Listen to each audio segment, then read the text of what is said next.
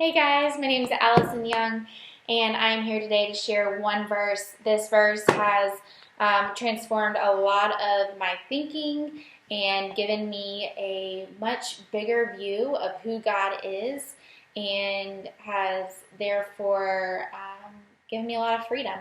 So we're going to be in Galatians 5, verse 1 today. Like I said, it's going to be one verse, but we're going to dig in. So Galatians 5, verse 1, for freedom Christ has set us free. Stand firm, therefore, and do not submit again to a yoke of slavery. So to break it down, for freedom, Christ has given us freedom. So stand firm and don't submit again to a yoke of slavery. So Paul was talking to the Galatians, and the Galatians would have known exactly what Paul was talking about when he said a yoke of slavery. And so a yoke was like a harness that they would attach to the oxen to carry the weight of the plow through the fields. So when he says, don't submit again to the yoke of slavery, the slavery he's talking about is the burden of our sin, the weight of our sin. We know what that feels like. I don't probably have to even explain that. We know what it's like to feel flooded with our sin and to know the weight of it and to feel burdened by it and to know that we can't carry it on our own.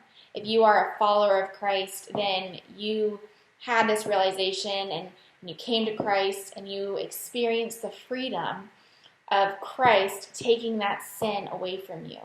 When Christ lived a perfect life, died on the cross, rose from the dead, he took away that burden from you. So it's like, we're talking about this harness, this yoke. The visual imagery that pops into my head is we have this heavy, burdensome harness that Christ put on himself to free us from our sin. But when Paul is saying that we keep returning to this yoke of slavery, it's as if we are running up to Christ, who's like that strong oxen. He can take the weight of our sin that we can't take. But at the same time, we're running up to Christ and we're pulling the harness off of him and we're putting it on ourselves and then trying to walk around in this world carrying something that we can't bear. That's why we needed Christ. So when reading this, I was thinking about, okay, where is the disconnect? Because for me, it's like, okay, I know Christ has set me free. I know that I could not carry the weight of my sin and that I needed Jesus to take that away. And I believe he's taken it away. So why do I keep submitting? And I think it's how I am viewing myself and how I believe at times God views me. And it's a wrong view. But I've bought into this lie that God doesn't really look at me and see a free Allison, or that maybe I don't even look at myself and see a free Allison. I know Christ has done it, but man, I know the weight of my sin and how yucky that sin is in my life. And so I'm just going to put it back on me, because how could God really view me as he views Christ when I know the grossness of my sin? And Colossians 3:3, I'm paraphrasing, but it says, you were hidden with Christ in God. And what that means is that when God looks at you as a follower of Christ, he doesn't see you in your sin, because he knows everything. He knows the grossness of our sin. He knows every sin we've ever committed, but he doesn't look at you and see your sin. He looks at you and he sees Christ. So if we believe this, it'll transform our day-to-day life. We won't start running back to that yoke of slavery and putting it on ourselves, because we don't need to. We know we're free, and we know that in that freedom, God views us as fully accepted and approved of. But when we are not believing that God views us this way, or we don't believe it ourselves, then we often will run to the world for acceptance and approval.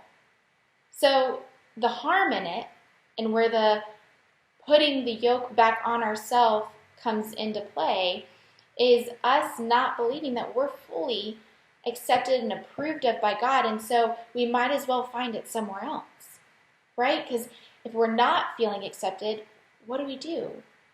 We search for something, or we do something. So I think about it like I love productivity. I love to be organized, and so I love control. So if I'm sitting here and I'm not believing that God looks at me and sees Christ, well, I'm going to go and be productive, or I'm going to go and be super organized, and none of those things are bad. I'm all for it. Not bad things, but it becomes a control thing because I have to find my value from somewhere. Or it's, we mess up at work and suddenly we feel dispensable instead of saying, no, I messed up, but God looks at me and sees Christ. You fail in your friendships and your marriage and your parenting. It's so easy to want to put that harness back on ourselves and to say, well, I have to carry this weight. I have to make up for it. I have to work harder. I have to, pick up the mess and have these people that I love have a better view of me. That is a weight that you can't carry. It's weight that I can't carry. And yet, we often do it because I don't think we really are believing that God looks at us and He sees Christ. I mean, if I don't believe that God looks at me and sees Christ, it's no wonder that we're seeking approval and acceptance from our friends and from our job and from our spouse and from our kids and other places. It's no wonder that we're seeking control because we know the weight of our sin. We know how gross the inside of us really is, more so than anyone else except God. So if the person, God, that knows us more than anyone else, that knows us more than we know ourselves, He knew us before we went to therapy and found out who we were, right? Like, He knows us. And yet, He looks at us and He sees Christ, and He doesn't see what we're seeing in ourselves because Christ has freed us from that weight and that burden of our sin. That is freedom. That's true freedom. That allows us to celebrate things in our life that are hard. That allows us to not be plagued with insecurities, to be enough, or to be accepted, or to be approved, because we've already found that in Christ. And this sounds easy, and it sounds like the way I'm saying it, I'm really excited about it. So the way I'm saying it sounds like I have it together, and I don't. I fail at this daily. This is just mind-blowing to me when the pieces connect, because I'm sitting here going, I believe that Christ took away my sin, but why do I keep putting that harness on myself? Why do I keep returning to the burden of my sin? It's because I don't think we always live in the belief that God looks at us and sees Christ. And that yoke we don't need to carry to make up for what we really know about ourselves, because God knows all those things about ourselves, and yet He looks at us and He sees Christ. And that is freeing. And it can transform our relationships. It can transform our marriages. So I want to encourage you today that for freedom, Christ has set you free. So stand firm and don't submit to the burden of your insecurities and the burden of your sin and the burden of acceptance and approval in the workplace or in friendships or in your marriage or in parenting or any other area of your life.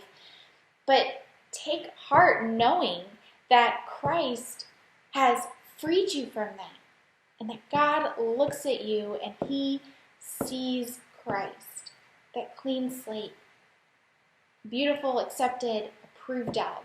He sees Christ, and that is freeing.